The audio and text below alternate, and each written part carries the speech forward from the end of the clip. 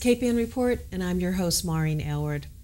We have a new set, a new show format, and we're looking at issues from an in-depth point of view. This show is produced with the idea of looking at community issues through meaningful conversation, and that's exactly what we're going to do right now. We're going to have smart conversation right here at my table with some fantastic guests. Our topic tonight is local food. So we're looking at the local food network on Cape Ann, and we have some experts in the house. Now, let me introduce you to our guests. I have Nicole Bogin, Executive Director of the Cape Ann Farmers Market. And the Cape Ann Farmers Market runs at Stagefort Park from Thursdays from June to October? Yep, till the middle of October. Wonderful. October 11th is our last market. Super. And Meghan Stratton, Program Director from Backyard Growers. Mm-hmm. And your offices are on Main Street in Gloucester? Yep, 269, 271. Great. Thank you for being on Cape Ann Report. It's wonderful to have you at our inaugural show with our new set. Thank you. Thank you for having us. Sure. Well, yeah. Local food is one of my favorite topics. And I just think that what I've seen over the last several years has been this growth of local food, this awareness of local food. And so because the two of you represent both the farmers market and Backyard Growers, putting basically farms in people's backyards, and also we can talk about the farming that's happening on Cape Ann too. Nikki, let's start with you for talking about local. You know, what does local mean to you? And Meghan, just jump right in. So we're having a conversation, and let's see where that goes. Well, the farmers market defines local food as anything grown within 100 miles. And we have a broader reach than other farmers markets because there's not as much agriculture right on Cape Ann. So we always take preference over folks from Cape Ann, but we're willing to spread out if it's a product that just isn't made or produced here.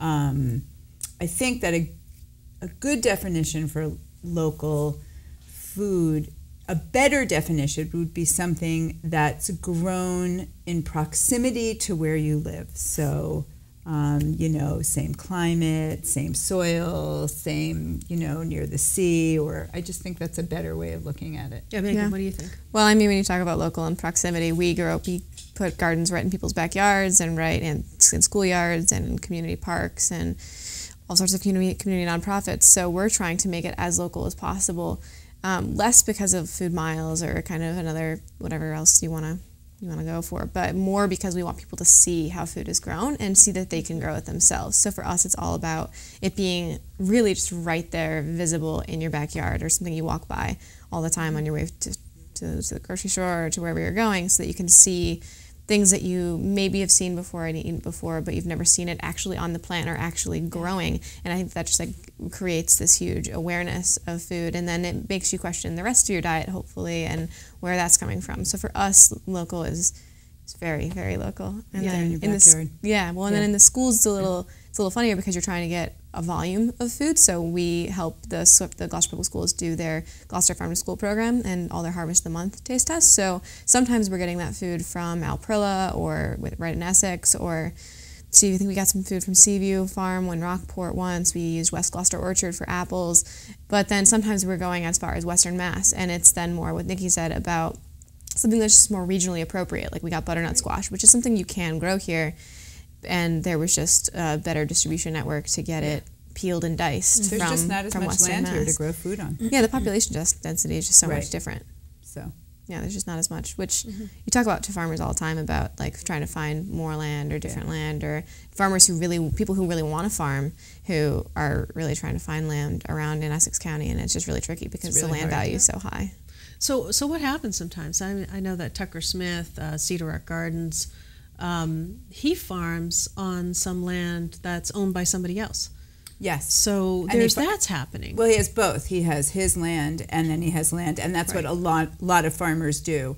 Maybe they've been lucky enough or fortunate enough to be able to farm on a small family piece of land, and then they start to ask people if they can rent or barter for another piece of land to extend what they're doing. Is that what's happening with local farmers, do you think? Yes, especially here. Especially on Cape Ann. Because there's also just not a lot of chunks of land, you know, and also it has to be land that's workable.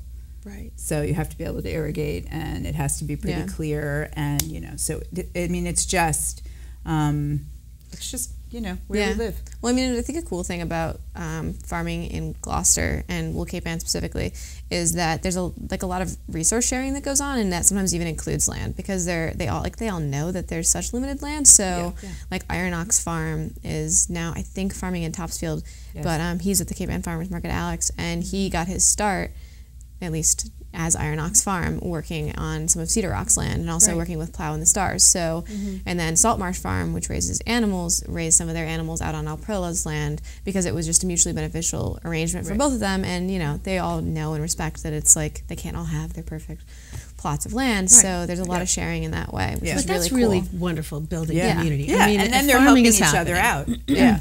And what about some of our viewers, if they've got land? Maybe people can, if they've got enough land, maybe a farmer can go in there and do something with them. Well, there is an urban model, too, of community-supported agriculture, where we actually have a friend who used to do this. He used to find people who had larger backyards in Arlington, and he would say, if you let me grow food here, I will give you a share, and then I will take the extra and use it towards my CSA. And he was really successful doing that, and that's a real urban way of doing it. Arlington, Mass. Yeah.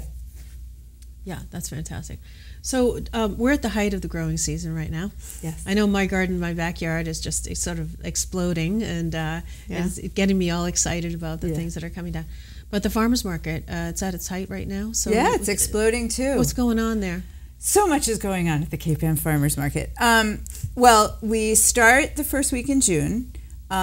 This is the first year where all of our farmers have used cold frames, hoop houses, and greenhouses, and so they came with a lot of stuff, like right out of the gate, which is incredible. So we're really doing more four-season farming on Cape Ann, which is awesome. It's just as it should be, Yes.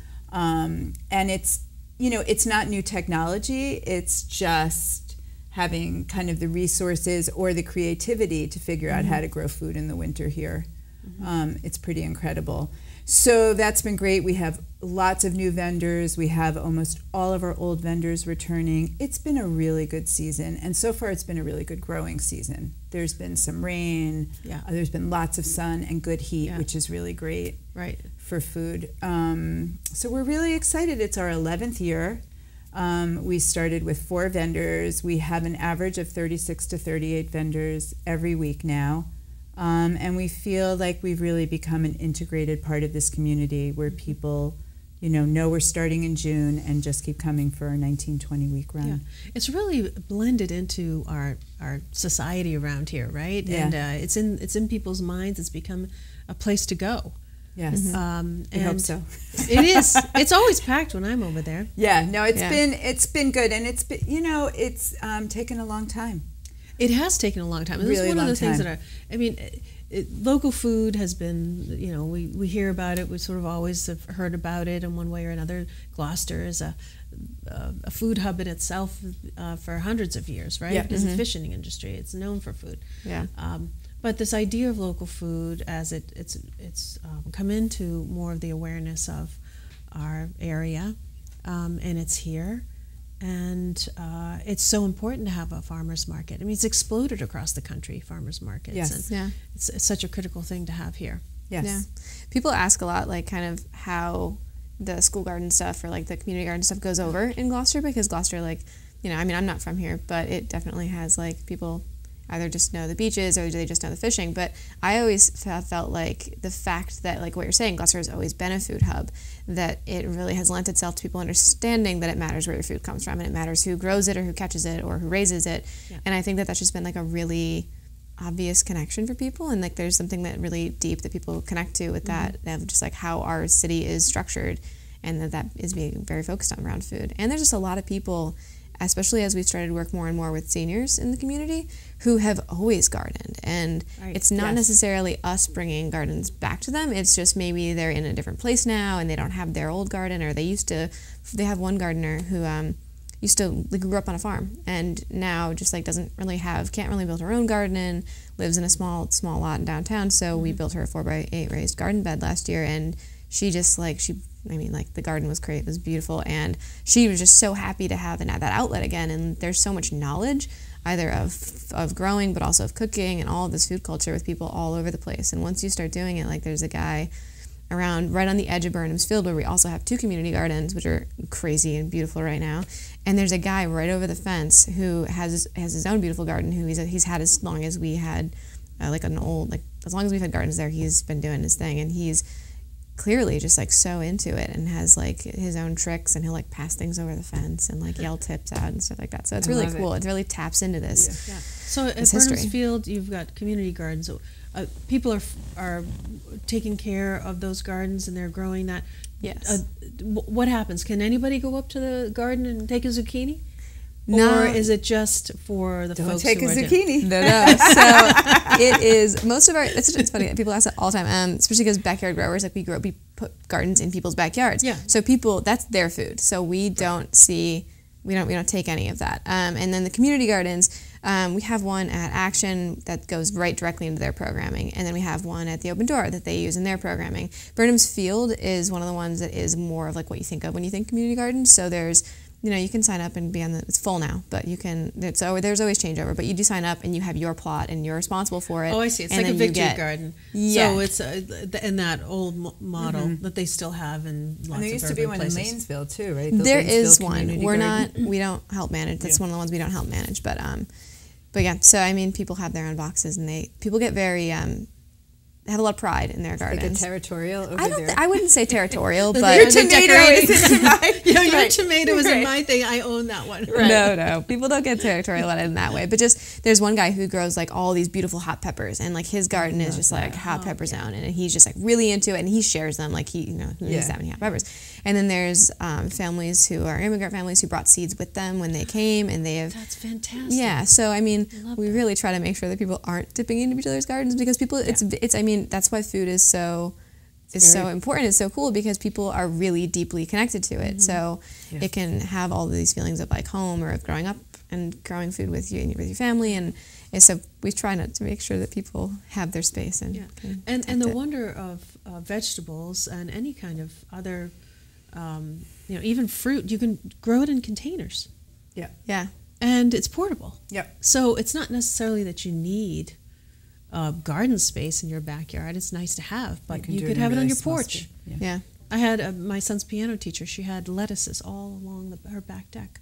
Oh, that's nice, right? Just to go out and do her cutting. Yeah. It's very, it's funny when you were telling about stories, and when we first started, I think it was even before the Backyard Growers program, I can't remember, we started to put in a few beds in McPherson Park, and there was a woman who came out. So we started to place her bed, and she said, no, it doesn't get enough sun there. She said, I've been studying it, I know. And what she told us was that her father, who was a fisherman from Portugal, it was like he grew a special garden just to have everything he needed to accompany his fish and his recipes. And she was going to do exactly the same thing. She didn't want any of the seedlings we brought. She made me go back and get her a different kind of kale and a certain kind of tomato. It was really, but it was amazing. And she knew, like, I learned a lot from her about how to place a garden. So it is really, I mean, food in general, I just think is so tied in emotionally with family and community and where you're from. Right.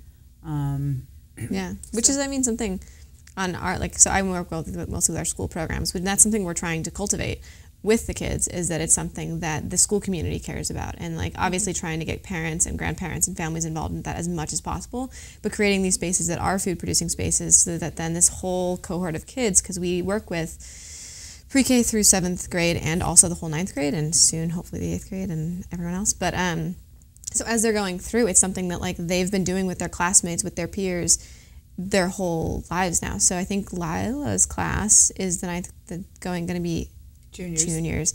They were the first class I think that had it. So they're all growing up with this thing where it's I mean, also you always have a kid when you're around the garden. It's like, I have a garden with my mom, or like I have a garden with my grandma, and that's like all really awesome. But they're also just going to have it with their peers, which is really cool, I hope.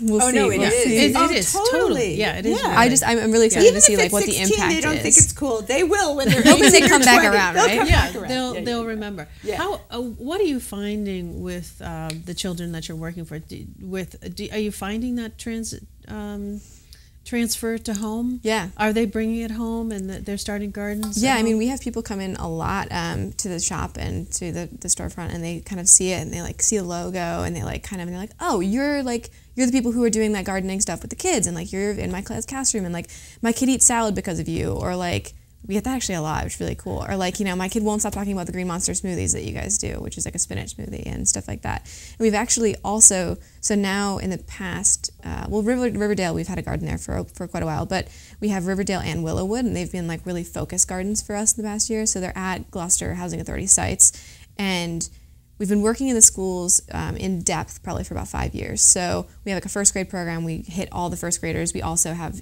every kid K-5 grows 2 crops a year. So we're connecting with all of these kids. But we have a few kids who live at those housing authority sites now who come to the gardens, and they have their own garden beds that they're very responsible for and they're very serious about.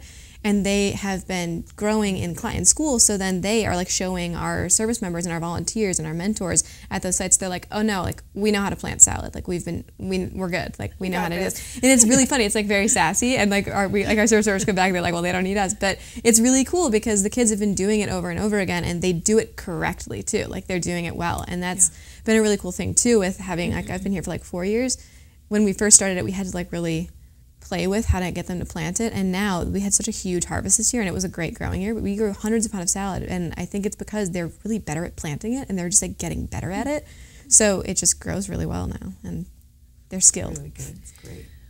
One of the questions I wanted to ask you is sort of a myth debunking, because the farmers market, The price of food at the farmers market, and lots of people need to look at the price of food. Really, Yeah. They have to. There might be on Most of us. Yeah, we do. Yeah. People might be on fixed incomes. People might not even think that the farmers market is a place for them. Right. How do you address that from a farmers market perspective? Well, I want to say that I think, especially in our area, when farmers markets first started, and we first started 11 years ago, food actually was more expensive. Growing food was really expensive, and that translated into actually what we would call the real price of food. Right, true cost. It's True also cost, which true is cost a of little food. different than what you find in the supermarket. Sure. But when you have a food budget, or you have just a certain amount of food dollars, it doesn't matter. So, but what's happened is, because growing practices have been more streamlined, there's a lot more people doing it. I think that a lot of people have been working and farming their land for a while, which definitely makes it cost effective. You can grow a lot more once your land is ready to go. The prices have come down, and now what we really see is it's the same price as the supermarket. You don't need, it's not like a Whole Foods experience, sorry. You can really go and get your grocery bag filled, and you can also use EBT, SNAP, WIC, and Senior Farmers Market coupons at the farmers market. And now Massachusetts has had something for 2 years. This is the second season, called the Healthy Initiative. Healthy Incentives Program. Healthy Incentives Program, HIP, which essentially you get $40 to $60 depending on your If you are a SNAP EBT user, you're automatically eligible for this program, and it's $40, $60, or $80 depending on your family size. Right. And it's, I mean, you go and you to the fantastic farmer. program. Yeah, it's amazing. It's incredible. You go and you get your produce from a farmer, and immediately within seconds the money gets rolled back into your account, so that it's essentially free for that month. Which is great though, because it is essentially free food. I mean, like functionally, and then but the farmers are still getting paid. So so it's actually win-win brought for everyone. so much money, like thousands of dollars being spent with farmers and farmers markets, which is incredible. I mean, it's like So, and you can use that. I mean, just so you know, if you you can use that at farmers markets, mobile markets, and farm stands. You just can't use it in a supermarket. So it's been amazing. In fact, it's been so successful that they used 3 years worth of budgeting in the first year, and now they're trying to figure out how to keep the program going. That's wonderful. It's really been amazing. It's really a great program, and for low-income folks who who have this option to go to we have the farmers had market. People are so excited because Yes. they just can get all of their produce, all of their fruits and vegetables, and they still can use their EBT SNAP at the market for other things like honey or maple syrup or bread or cheese, cheese, beautiful foods that they can. So it's been great. And the other thing we have at the market is we offer a $5 incentive. So each time you run your EBT card each week, you get an extra $5 to spend at the market. So I feel like with all of those programs offsetting what could be a higher price or more just organic is always more expensive. It's just more expensive to grow. That really helps to level the playing field. Yeah. So when you're at the supermarket and you're looking at the cost of potatoes. Oh. Well, first of all, the cost that you're seeing, we could talk about this for a long time. So first, no way was it that cheap for the farmer to grow their food in the first place, whatever you're seeing 99 cents a pound. Right, or they're getting for the subsidized, potatoes. and actually your tax dollars are paying for that. So that's the first thing. It's not real. But what also happens is you see the price and you say, oh great, 99 cents a pound, and you buy your 5 beautiful potatoes and you walk out of the store, and what you don't realize is you've probably paid $8 for those 5 potatoes. But when you're at the farmer's market, it's such a more intimate experience, and you're usually purchasing 1 or 2 things that it really is in your face. I have just paid $8 for these 5 potatoes. So it's good because it really gets you thinking about your food. Yeah. But it also, we have people who go, oh my God, that's crazy. I said, it's actually the same price as any of the supermarkets here. Yeah. It's just you're not so aware. It's just the tricks that your mind plays on you, and especially with cost. Oh, I'm gonna get that, this potato rather than that potato because it's a little bit cheaper. But in the end, it's really better to go to the farmer's market and buy your produce because it's local.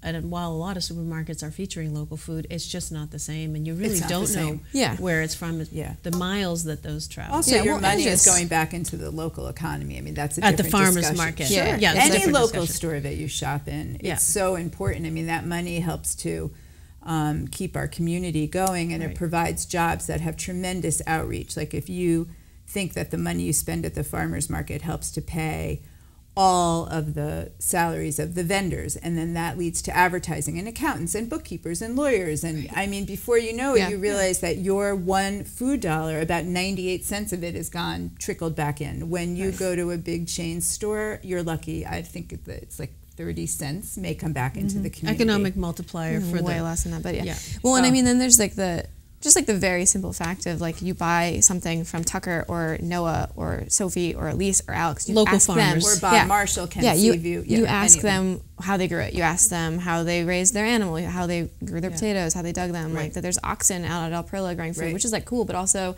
they know the soil, they know what's in it, they know what they're spraying on it, if they're probably not spraying anything on it, like it's just like that is like very powerful to know exactly what happened to your food. Yeah, like last week, one of our farmers,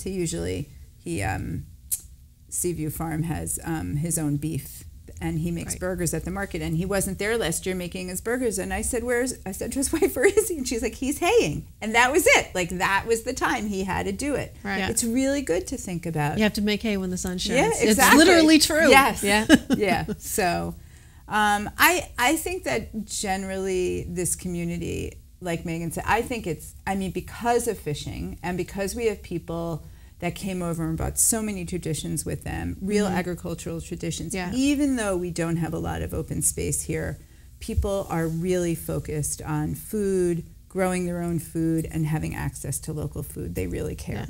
Yeah. Well, and it's, like even now, like especially we see a lot in the schools, like new waves of people who are Portuguese speaking and are from Brazil or like South America, like all these different places. We'll go into the schools with like potatoes or carrots, and they'll be like, oh, like we grew that on my farm, and like. So then it's like they're little kids, you're like, really though? But then they're like, oh yeah, like we have a farm in Brazil and it's like this and it looks like this and there's chickens and there's all of this and it's so much intact, and they're really excited that then they have an outlet that they can do that, or that they're like, oh wait, there's gardens in Riverdale, like could I have one? Like can I do this like here too? And it's really cool, and it's something that I think is like in Gloucester's history, but it's also like successively happening continually, that people have just strong connections to food. It's just an important part of our mindscape. It's so nurturing. It's nurturing just even to think about it. Yeah. And I mean, it's good for you too. I mean, gardening is so good for you, and It allows you an outlet, but it also allows you to grow things, which is and to be outside. Yeah, and be outside and engaging in your earth, and that's in your yard and with your community. I mean, that happens a lot, especially at our community gardens. But even just like people grow, once they learn how to really grow a lot of food in 4x8 space, you can barely eat it all, and then they're like, oh yeah, like I give it to the mailman when he's walking by. I give it to like my neighbors, I give it to whoever, or trading. And I do a lot of trading. I might have to trade some zucchini. I might. It's always the zucchini. I have a million recipes. Well, I also want to pull us back to the Food Network, because it's here and it's vital. It's vital for us to know as New Englanders that we've got this pretty wide food network and a regional food hub that is humming along. But it's so important to Cape Ann. How do you all stay connected?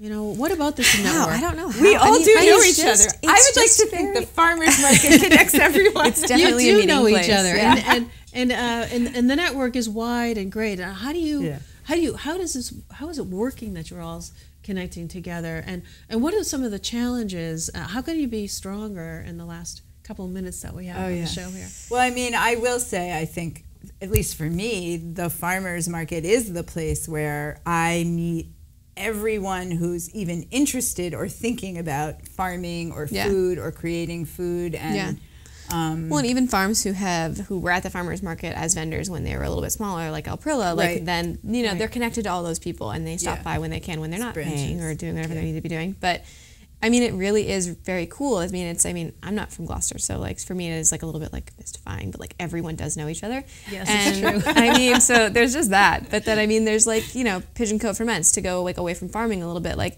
they're really close to where we currently are, and like they buy so much cabbage from Alprilla, and they're just friends, and like they know each other, and they've known each other for a long time. And I think Alprilla's sold grains to him before and stuff like that. So well, this is what I was going to say. Really, I mean, it's. Now so many of the local food producers are now selling to restaurants, and that's what a lot of area restaurants are sourcing. I will say that I think more people in Gloucester and Rockport and our surrounding communities, they need to really support the folks who are growing and making this food. It's really important. I think it's like, well, and it's critical to support. I mean, like where you spend your food dollars. And keep an eye on things like HIP, like because the funding ran out, and if there was a large public people really wanted that program to continue, because they saw that it was good for it was good for residents, and it was good for SNAP users, and it was good for farmers, and it was good for the local community, because you have all these thousands of dollars that are circulating in the economy then. So supporting things like that, it is really critical. Or I mean, when there's like land up for rezoning and stuff like that, like it's just really important to be tuned in. Yep. Well, thank you both for being on the show. It's been a great conversation about local food and the local food network. And you're right, we need to support our farmers, our local farmers market. Backyard Growers is just doing such a great work out there in both the schools and in the community. And go local food. Go local food. Go local food. If I can say one more plug, every time you grow food or you buy local food, you are conserving open space. You are, using your food dollars really well. You are helping to keep our local economy thriving. Well, Nicole Bogin, Meghan Stratton, thank you so much. Thanks for tuning in. Until the next time on Cape Ann Report, take care.